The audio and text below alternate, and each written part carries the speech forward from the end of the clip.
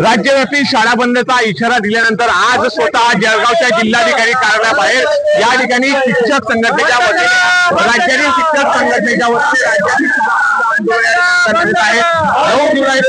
बंद आंदोलनाच्या या मागणीसाठी या ठिकाणी शिक्षक स्वतः रस्त्यावर आपण जर बघतो टीईडीच्या नावाखाली अनुभवी शिक्षकांना या ठिकाणी डावलू नका, यासह ऑफलाईन आणि ऑनलाईन टीईटी या ठिकाणी नकोय अशा विविध मागण्यांसाठी या ठिकाणी शिक्षक संघटनेच्या वतीने निदर्शने करण्यात येत आहे। काय नेमका या संदर्भातल्या मागण्या आहेत? मी शेख सलीम शेखलाल, जिल्हाध्यक्ष शिक्षक परिषद जळगाव। आमच्या या ज्या प्रमुख मागण्या आहेत याच्यामधली पहिली मागणी आहे टीईटीच्या नावाखाली सेवा ज्येष्ठ शिक्षकांवर अन्याय होत आहे। दुसरं SIR हे शैक्षणिक काम शिक्षकांवर लादण्यात आलेले आहे। सकाळी 7 ते संध्याकाळी 7 पर्यंत असे 12 तास ड्युटी शिक्षकांना करावी लागत आहे। त्यांच्या मानसिक आरोग्य ढासळत चाललेलं आहे, याला जबाबदार कोण? या सगळ्या प्रश्नांची उत्तर करण्यासाठी, या सगळ्या प्रश्नांचं निवेदन देण्यासाठी आज सर्व जिल्हाधिकारी कार्यालयावर निवेदन देण्यासाठी आलेलो आहे। राज्यातील सर्व संपूर्ण जवळपास 90% शाळा या बंद झालेल्या आहेत आणि एक लाक्षणिक संप आहे। शासनाने आपलं लक्ष या शिक्षकांच्या मागणीकडे घेतलं पाहिजे, याच हा मुख्य आणि धन्यवाद।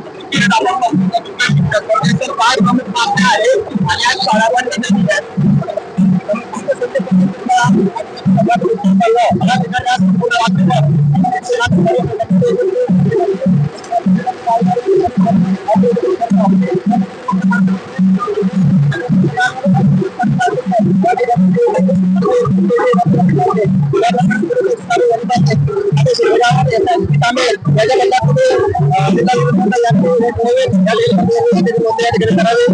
आणि आमच्या सर्व मागण्या त्यांनी राज्य सरकारला त्या ठिकाणी पोहोचवावा अशी आमच्या प्रमुख मागण्या आहेत।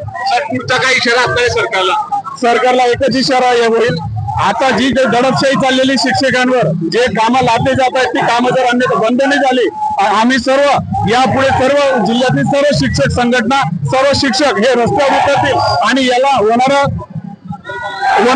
उपयोगाला सर्वस्वी जबाबदार ही शासनात राहील।